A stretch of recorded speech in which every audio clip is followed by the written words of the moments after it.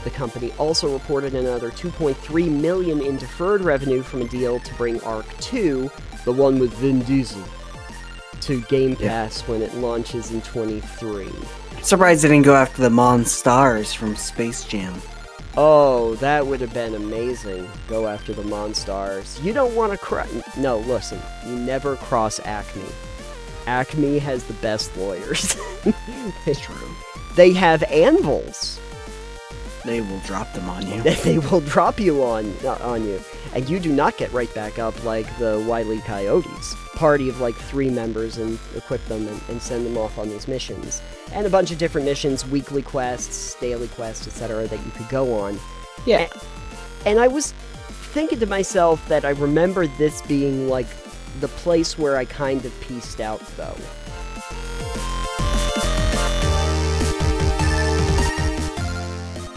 Alex, you ready to get cracking? I am... No. You want to release the Kraken, though. Release the Kraken. Alright. Kraken's back. Back again. Hi, everybody, and welcome to Total Pebble Knockdown. I am Nathan. And I am Alex. And on this show, we're gonna do things again. I bet you didn't think we'd do things, but here we are. Never once did I think we were gonna do things, Nathan. Hey, you know, we're here to shake things up and surprise people. I thought we were only ever gonna do stuff. Only stuff, now we're doing things. We're expanding horizons, that's what it is. Starting things off with a weekly muse. Alex, remember a little while back when you talked to me about your experience playing Ark? Yeah, I didn't like it. That doesn't mean that other people have not enjoyed it. Lots of people seem to enjoy Ark. Yeah, as far as the the online survival games go, it seems to have been doing okay. For people who are not aware, Ark Survival Evolved is survival crafting game, but there are dinosaurs. There are dinosaurs, right? They're dinosaurs. The dinosaurs will try to eat you. You have to try to kill them before they eat you, and use their various pieces for armor. Probably. I didn't get that far. Okay, that's fine. Anyway, that's not really what we're talking about today. We're talking about recent news that came out about the company that makes Ark shutting down the servers and forcing fans to buy a next-gen upgrade. I have the Kotaku article pulled up, but there are a few other outlets that have been talking about it. But the upgrade bundle is called... Ark Survival Ascended. Oh. So now we're from Evolved to Ascended. This is good. Yeah. No more evolution needed. We just will ascend to a higher plane of existence. Exactly. Dinosaurs start to elevate off of the ground as their spiritual beings. Ark Survival Levitated. Wildcard announced that they're going to have an upgraded version of Evolved, that's the Ascended, that will be coming to the next-gen system, so PS5, Xbox Series X and S, and it's going to, of course, come to the PC. So here's the thing that gets weird. The next-generation remaster, the Ascended part, or the Elevated, depending on how you want to see it, Levitated. Yes. Using Unreal Engine 5 now. Oh boy. Will cost players, and the old version's official servers will be shut down. So, old servers... if you're not upgrading, getting shut down. For Xbox X and X and the PC, they will only be able to get it via an ultimate value bundle known as the Ark Respawned Bundle, is what the studio says. This bundle includes ownership of Ark Survival Ascended and Ark 2 and will be priced at $49.99. So, yeah. The PS5 version will only cost $40, but not include the sequel, which isn't even releasing gameplay footage until 2024. Oh, okay. Yeah. There will also be 2 DLC expansion packs, each priced at $20. I think the PS5 one is the most egregious, because they're going to make you pay $40. You don't even get the new game. You're just paying $40 for the new next-gen version of the game you've already bought. Yeah. And you don't... I'm assuming you don't get to save any of your progress on a server. I don't know how that would work, right? It wouldn't. That's the point. Yeah, because the servers are going down. So The official servers. So I assume what you can probably still do is if you're hosting it yourself, if that's a thing. Old school Minecraft, you could do host your own servers, for instance. yeah. So like I could have had the I think it was a jar file like running on my computer and had like a Minecraft server running hosted on my computer. Mm-hmm. So I'm guessing you might be able to do something like that with Ark. At the end of August, the original version of the game will go into stasis. So this is the statement from Wildcard. With the launch of ASA, the levitated version here, at the end of August, we will be taking down all official servers on Xbox, PlayStation, and PC for Ark Survival Evolved. At that time, the final save datas for the Ark Survival Evolved official servers will be uploaded for players to rehost on their own servers or play in single-player non-dedi, as well as slightly earlier snapshots. Okay, so yeah, they're uploading the data so you can host it yourself. Yeah. So we're gonna see either people who want the remaster getting it because they want to see an improved version of it, maybe. I guess. Better looking version of it, maybe. Yeah. Probably more broken because they're going from Unreal 3, 4, whichever version they're at, to Unreal 5. I'm sure there's a lot of different bugs that are gonna pop up. There's bugs I have to fight now too? Yeah, bugs and dinosaurs.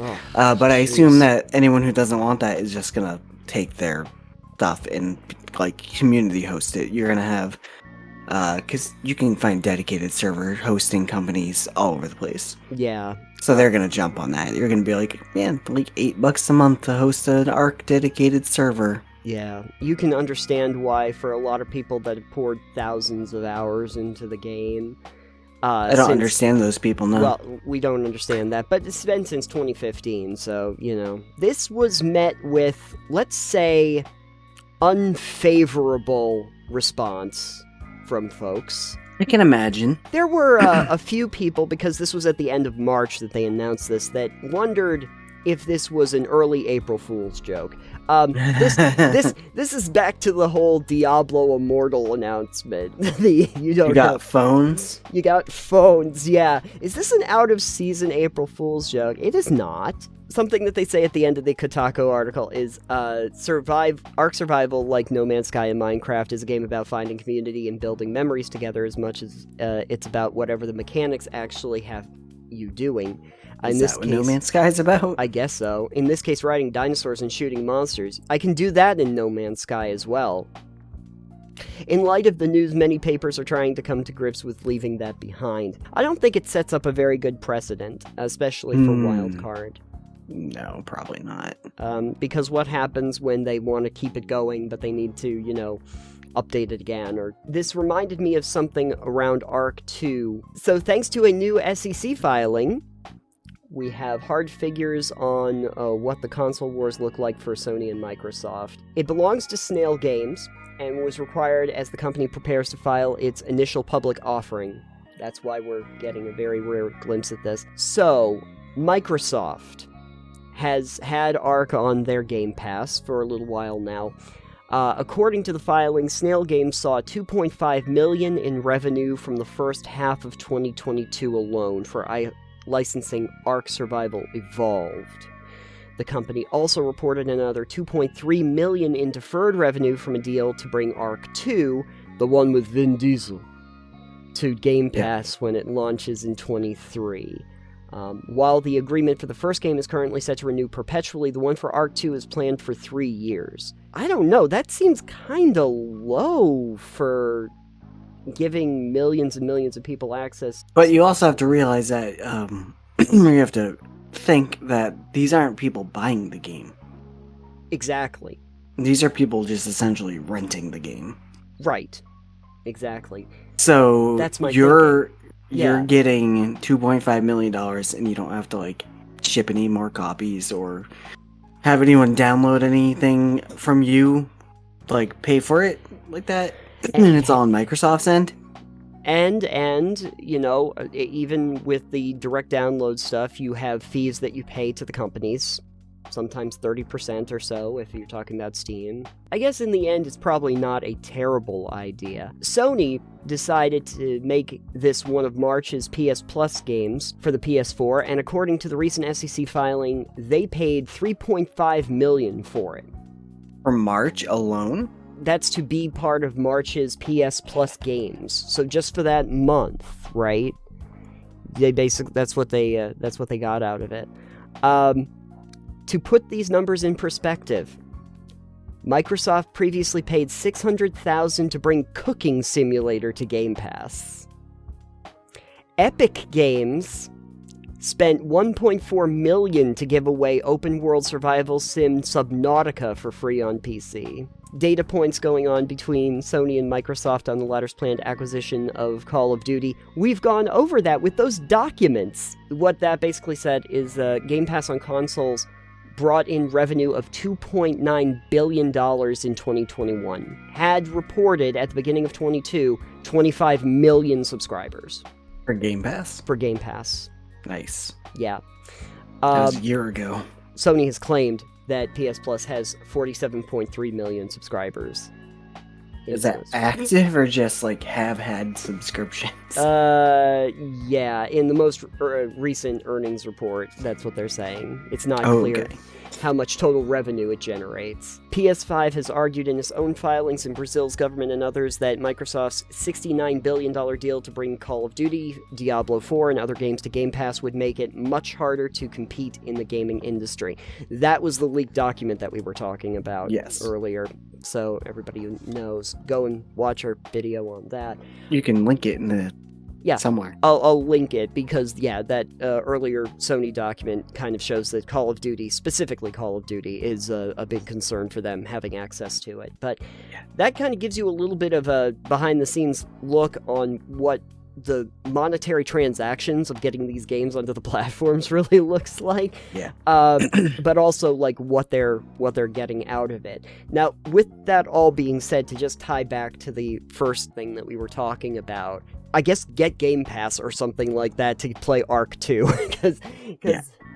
But if you have the original game, I don't like this idea of trying to actively sell people the game again or forcing them to essentially buy the game again by shutting down the servers and telling them that there's a new version that they have to buy over. Essentially, Skyrim did the same thing. Didn't shut down the old game. Well, you can't buy the older vanilla version of Skyrim 2011 anymore. Sure. Like, not digitally. Right. I think the only difference there is that, like, Bethesda didn't say, this game is unplayable now. Yeah, they didn't take it away. But at the same time, CD Projekt Red recently had a update to The Witcher. Like a big update to give it like fresh coat of paint and new gen graphics and everything, and that was free. So like there's a lot of games that continually support their products and just do big free updates. I mean, you play World of Warcraft, and World of Warcraft has gone through some huge updates that were just part of the game itself. No Man's Sky since 2016 has had... They just had another update, their 9th major update. It's not a great precedent, and it makes me worried about the consumer aspect of it. of having people pay for the other thing. It's a raw deal. At least you'll get to keep your save data, and you can play it, I guess, offline. But if you want, like, all the new bells and whistles, and if you're part of guilds or anything like that, or you have friends or community, because that's why online games exist, then this is kind of a monkey wrench in that. Unless you shell out money. Not great. It hasn't really garnered them a lot of goodwill, and we'll see how many people stick around with it. It's also kind of strange that you do this on the heels of getting like a second game out there, because why wouldn't people just buy the new game? Maybe that's their hope. I don't know. We'll see what happens, I guess. The only thing I could see is if you could somehow take the progress that you've made in the first game and utilize it in some way in the second one. But That'd if you be have to, weird. It might be weird. It would be like if you played Fallout 3 and you could import your save game to Fallout New Vegas, and then 4. I want to do that, though. That'd be amazing. What do you think is the more egregious thing, folks, out there? Do you think it's calling your game Survival Ascended, or is it trying to make people buy your game again? Can it be both? It could be both. Also, are you enthusiastic about seeing Vin Diesel riding Dinosaur? It's all about Dinosaur Family. There you go. Perfect. Well, at least I have an episode title now. We're doing a double muse on this. A double muse. We're double musing it up. Normally, I wouldn't inflict all of this, newsy stuff on the folks out there. We don't do it very often. But that previous arc story was something we wanted to talk about, and this one was just too funny to discuss, to not discuss. So, Monster Energy. You've drank one or two. Yep, there's Monster. Yep. Not sponsored. Not sponsored. And delicious. Probably better that it's not. So very recently, just a week or so ago, Monster Energy filed trademark complaints against Pokemon and Monster Hunter over the word monster, which on initial take reminded me of like when Candy Crush tried to trademark the word candy. If you remember. So dumb when companies do that shit. It's been on so many outlets, but the comic book article is what Crave was able to find. And they filed trademark complaints against Pokemon and Monster Hunter over the use of the word monster. These bids were unsuccessful, so just preface it with that. Good. The Japanese website Automaton uncovered over 100 trademark complaints filed by Monster Energy, and I did go to look to see if I could find more of a list from Automaton, but that is literally in Japanese, and I'm only just, very conversational. I'm not fluent. Google Translate is a thing. That is a thing. I don't trust Google Translate after seeing those translation fails. That's the thing. Things like Pokemon X and Y, Sun and Moon, Monster Hunter Cross, and over the Monster Hunter trademark as a whole, which I think is fascinating because it's not like that's a new franchise that's been around for a long time. I mean, Pokemon too. Pokemon's been around. I have to check now. Hold on. Pokemon's been around since 1997. But now I'm thinking when did Monster Energy drinks start? You think it's older than D&D with their Monster Manual? Monster Energy was created in 2002. Yeah, guys, Pokemon predates you by a lot. Yeah. Anyway, so these trademark complaints have been routinely denied, although Monster Beverage continues to file complaints to this day. Just recently, Monster Energy Company filed a complaint against Dark Deception Monsters and Mortals over the use of monster in its title. And when I saw that, I was like, I don't even know what this game is. I was like, it's so, and the funny thing is, I looked it up. And again, this is I don't know what are they doing? It's a multi-horror party game, and it came out in 2020. It's not even a new release. As you can probably imagine, nothing to do with Monster Energy drinks. So, well, now it should. Now it should. They should say, hey, if you're gonna file a trademark complaint with us, we're gonna put all the Monster Energy in there. Monster Energy. Monster Energy, yeah. Call your game Dark Deception Wompsters and Mortals. That'd be good. Or you could cut off the third claw mark of the monster here and just do Nomster. Monster Energy, according to the comic book article at least, is a notorious trademark troll filing similar complaints with other video games over the word of monster. Now, what I thought was interesting is that Immortals Phoenix Rising, a game that came from Ubisoft, they faced a bit of a legal challenge over the original title, which was Gods and Monsters. Ubisoft ultimately did rename that, but they say that it was not because of the lawsuit. Although, whatever the reason was, I still hold Ubisoft. Why did you not call that game Gods and Monsters? That's a great franchise name. for that. Gods and Monsters is excellent. Meet Immortals Phoenix Wright. I don't know. Well, I guess Gods and Monsters is available, so I guess it is. some might not be. Maybe. I don't know. Somebody check into it. If so, great name for a franchise. It was a good game, but like Gods and Monsters would have been way cooler title. The complaints usually come down to product confusion, with Monster arguing that the use of the word monster in titles could confuse their consumers. I don't think anyone's getting confused between Monster Energy and Gods and Monsters. Or Pocket Monsters. Unless I've got a monster in my pocket. Yeah. But then I'm gonna take that up with Dr. Seuss. Now, see, the thing is, Monster Energy would say that they're targeting mostly video game companies due to the ties to the video game industry. They don't have ties to the video game industry. They've got ties to, like, motocross games. Which I don't think anyone is still buying. Look, I guess if you had Monster Motocross, they might have something that they could say about that. Now, if it was Game Fuel...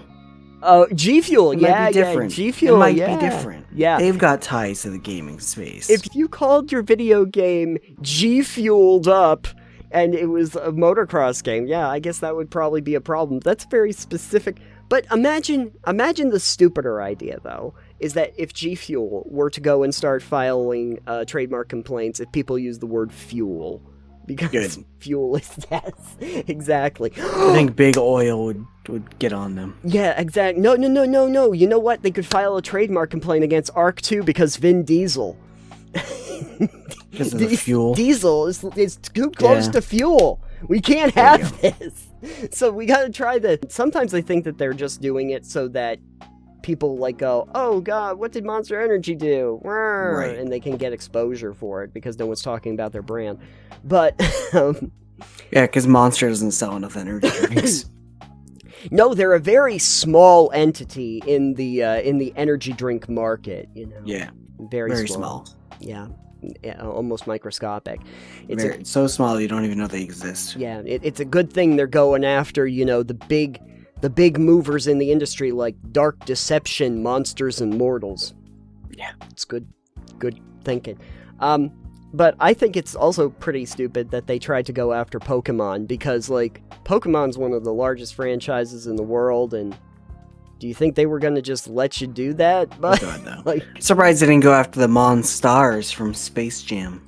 Oh, that would have been amazing. Go after the Monstars. You don't want to No, listen. You never cross Acme. Acme has the best lawyers. It's true. They have anvils. They will drop them on you. They will drop you on you.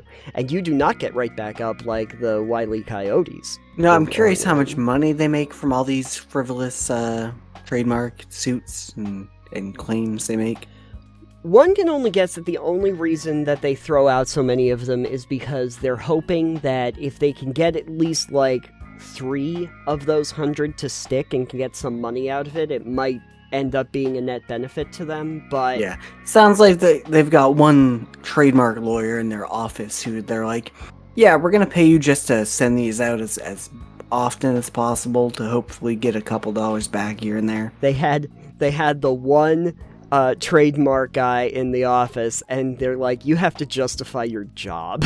Yeah, so it's really just the mailroom clerk with a second duty. We're gonna just have you file a bunch of complaints. Can you just be the Karen of the office and just file a bunch of complaints? Just sign these forms. Don't worry about reading them. Yeah, can you just ask to talk to Nintendo's manager for a minute? It's like, okay. Thanks for that. Just hire a chat AI to do it from now on. Probably be faster and more efficient and better argued. Yeah. The JPO, which manages trademark and patent filings, has routinely denied Monster's claims, but the company continues to file trademark complaints.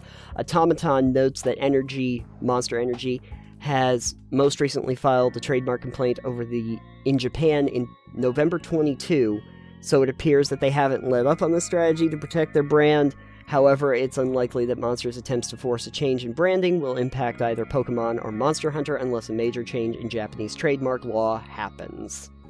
Yeah, that's not gonna happen.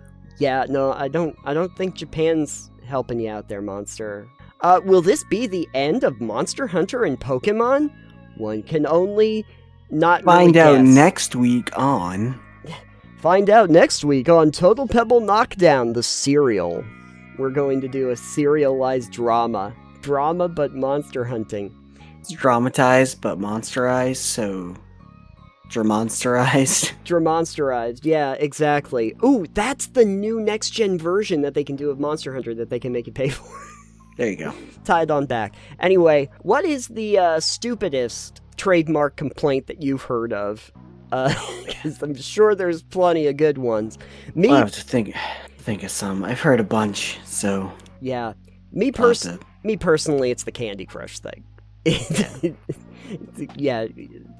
Good luck trying to trademark candy as a word.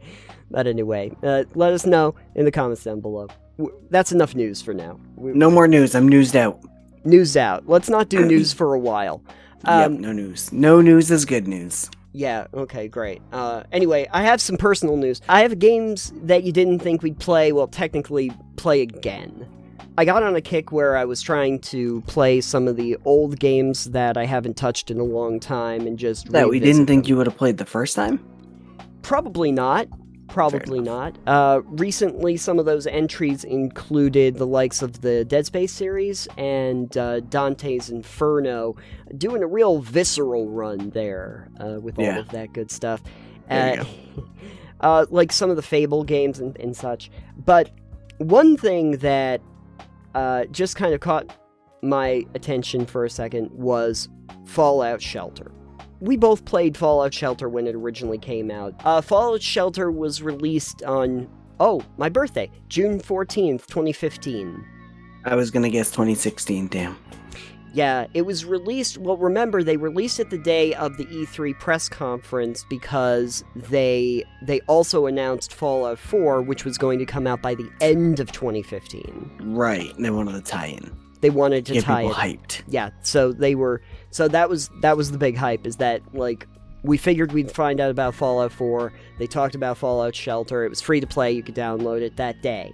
And then also announced that, Fallout 4 is coming, like, in 4 months or something like that. Congratulations, everybody. Good luck. Tied yourself over with this free-to-play game. Yeah, in the meantime, you do that. And for people that aren't aware, Fallout Shelter was basically a game where you ran one of Fallout vaults.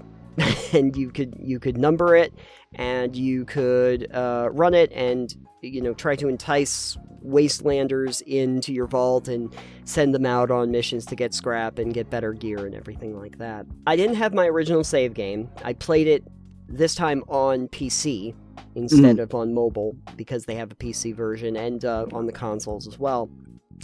And what I realized, well, first of all, play it on PC, don't play it on the console because the controller setup is not built for it, really. Yeah, I didn't think it would be. No, it's very hard. They want you to go into the individual rooms and then select stuff instead of just being able to drag and pull. It's annoying. But anyway, the initial thing that I noticed, the basic mechanics of the game, where you're just managing your power requirements, I should say, and your food and your water, and you're, trying to assign people to stuff, it works fairly well, right? And then you can equip people, and you can send them off into the wastelands and all of that, and they level up.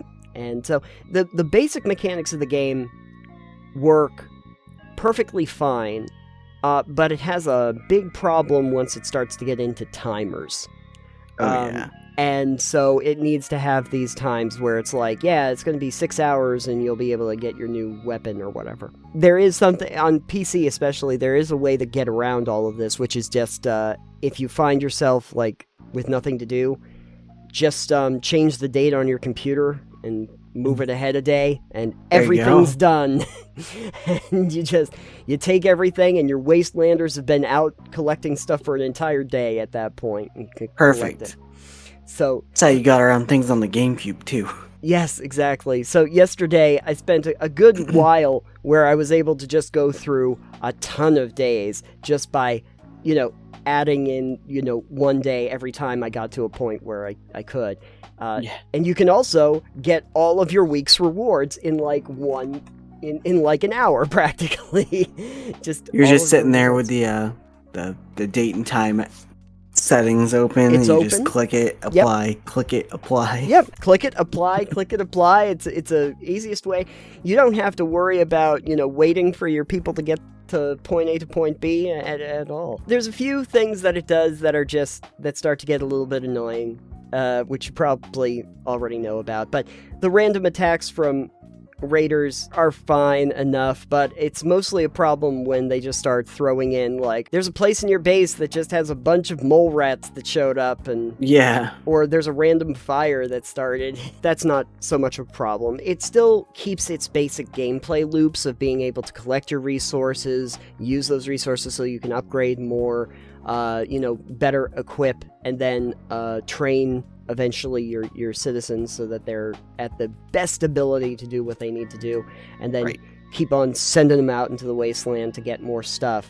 Now, what Fallout Shelter did later, because they realized that they didn't have much of like a late game for this, was they started to do this mission-based thing where you could take your overseer's office and you could assign a bunch of quests for your guys to go on, and you could take a party of like 3 members and equip them and send them off on these missions, and a bunch of different missions, weekly quests, daily quests, etc., that you could go on. And I was thinking to myself that I remember this being like the place where I kind of pieced out, though. And I think this is really the interesting, from a mechanical perspective, the most interesting part of this, because if they didn't include stuff like that, you'd start to realize that there wasn't much more than the basic gameplay loop of going out and just continually expanding your base down and down and down. Right. But the way they implemented it also felt like I've taken this game that was supposed to be sort of like a mindless time waster that I didn't have to think about too much. They turned that, with the quest-based part, into something that I actively have to sit down and do for a more substantial amount of time. Right. You turned it from an idle game to an active game. Right, and I think this is kind of where they end up dropping off on this, because the way they set this up is, okay, you assign your folks with their stuff, and you have them go off into the wasteland, and a timer starts where they need to get to their location. When they get to the location, there's this building, and it's set up in rooms similar to the base that you're at, similar to your vault. Mm-hmm. But the gameplay at that part is basically click on the next room. If there's a fight, they'll fight the enemies automatically. If they might get a critical, and you can try to hit it for a little mini game to see if they get extra damage. Right. And then after the enemies are dead, you click on the glowing spots so that you can get all the stuff that's in the boxes. And that's really the extent of the gameplay at this point. Yeah. But the layouts of this are so big that you're just continually clicking on the next room and the next room and the next room and the next room, up all these elevators, all these levels, where you have to just spend so much time doing nothing but just clicking on the next one and waiting for your folks to be done. Occasionally you'll have dialogue options. Right. Occasionally you'll have some dialogue options, that's it. So this interesting thing where they took a passive game and made it an active game, kind of where the problems all start. It's kind of where it's this weird mixture of trying to take something that's supposed to be a very casual game and trying to add in more role-playing elements that people that are familiar with the series might want, but ultimately not being able to implement them very well because of the constraints of what you've already put in place. It almost feels like it could have just been a separate game. Yeah, if you wanted to do that, I would have suggested, like they used to have the old school Fallout, like the CRPGs, 1, 2, Tactics, etc.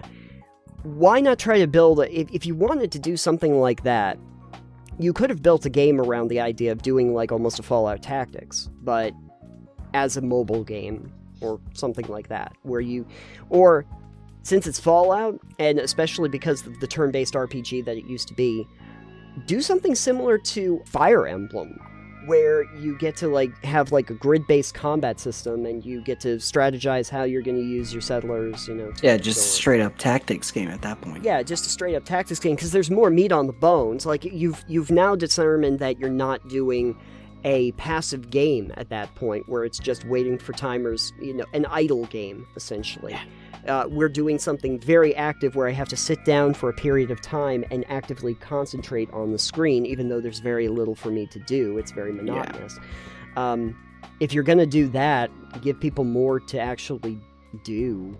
But I get the feeling that Shelter has not really been updated or modified in forever. There are time-sensitive ones where they were about, like, Easter or spring or something specifically. That's just holiday shit then, yeah. Yeah, exactly. And then there was a fun one that I enjoyed, which was a quest line about, Bottle and Cappy, who had been stolen, and you needed to get Bottle and Cappy back, and once you finally do, they now come around occasionally to your vault to spread cheer and raise the morality of your nice. Folks. The fall. I assume these are mascots. Yeah, for Nuka-Cola. The Nuka-Cola mascots. And the Nuka-Cola theme park tune plays in the background when they come. And they dance around. Yeah. So, I mean, it's got that. But one thing I was kind of surprised by, though, is I remember when I originally played, I don't know if you experienced this, but I remember getting, like, pretty well-known characters from the Fallout universe, like Preston Garvey and that. That one DJ. Yeah, Three Dog. Did you get Three Dog? Yeah. Yep. Yeah, Three Dog. I remember getting Preston Garvey, and I think I got a few others, like legendary ones. I did not encounter any in the time that I was playing, and I thought that was more frequent, that like you'd get them in packs or something like that. I have not seen it. Occasionally I'll see that you'll get some more rare dwellers that have better stats, but they're not like from the games. So I don't know what happened if they did that more often at the beginning because they were trying to promote the new product or whatever. Who knows? All I know is I have Three Dog. You have Three Dog, yeah, I know. I like to see those characters just because it made it feel a little bit more in tune with the Fallout. Should have just gotten Benny. I have to look and see if Benny was even a character that you could get into your. That'd be great. Thing. Who was the I can't remember her name now. The one that sent you out to do the Wasteland Survival Guide. She would have been great for. I don't remember. Don't remember. Yeah, from Fallout 3. She was great. That was one of the best quest lines too. Where she wanted you to, like, get as much radiation poisoning as you could to find out what the effects were. Nice. Sounds good to me. Let's go. Hey, there's a bunch of landmines. Can you disable some of them? And fun fact, the easiest way to disable a landmine is with your face. It really is, and you will never have to worry about disabling another one afterward. Exactly. Yeah. Everybody wins. Well, the landmine did. Definitely. Fallout Shelter, it's interesting going back to what was essentially a mobile game and playing it on PC and seeing if the experience is any different, because I don't think it didn't really gain anything in the transition over, because you're still essentially just using your mouse as your finger in the way that it's presented. But also, you just expect a lot more meat on the bones once it becomes a game that you're sitting down and actively playing. It's just an odd way to do a gameplay loop just because of the different states that you're accustomed to. How long did you actually play Fallout Shelter? I have no idea. I only played it on mobile, I'm pretty sure. Oh yeah, that was me too. I only played it on mobile. I don't know how long I played it for. It's definitely not something still installed on my phone. A little under a year, maybe, for me? I think probably. It probably stopped once 4 came out. Yeah. I mean, obviously 4 was a big thing, but I was around at least until the quest lines came out and everything like that. But Yeah. I got kind of tired of it after that became such a focal point for the game. Fallout Shelter, if you have any fond memories of Fallout Shelter, or if you don't, feel free to let us know. I guess the other thing I have a question on is if you have any mobile games that you actually remember fondly, because I know that that's a shorter list. I don't typically play mobile games. The one I've probably ever played the most is Pokemon Go. I remember Pokemon Go. I have not played that in so long. Yeah, technically that is still on my phone. I have not opened it in well over a year. I have it, but usually I only have to open that app up if the nieces are over, because they want to catch Pokemon. There you go. That's fair. And it's not like I don't have a billion Ultra Balls that they can waste as much. It's okay. It keeps them off your PC. It does keep them off my PC, and that's really the key. I don't want them to start playing Fallout Shelter. I'll never get rid of them. But anyway, what is your favorite mobile game? If you have one. If you have a phone. Do you have a phone? I just hold the laptop up to my head every time I need to make a call. That works great. They're really light these days. They are. So convenient, you could practically fit them in your pocket. And by your pocket, I mean slide them down the back of your pants. All right. So let us know in the comments if you liked any mobile games and why. Alex, I think that is all the news that is fit to talk about on air. I hope everybody got something out of that. If you did, great. If not, great. Alex, if people would want to find some more substantial stuff that we've talked about on the show, where could they go? We have an old podcast called Delve. That's right. Yeah, if you would like to find more of what we're currently doing, though, please head over to TotalPubbleKnockdown.com. Yeah, you can find all of our episodes there, and you can also find our Patreon tab where you can listen to some extra content and content early. So go ahead and do that. You can also find us on podcast apps, all of them, every single one, pretty sure. Prove me wrong. Go and find the one we're not on, and we'll make it happen. Yes. And please rate and review, and sign up on the places where that is applicable. You can also find us on social media. I am at Citanium. I'm at EXP Limited, and our show is at Pebble Knockdown. So check us out over there. Beware of ARCs and Monster Energy Drink as you drink the Monster Energy Drink. As I drink the monster. Shit. Yeah, sorry. Oh no!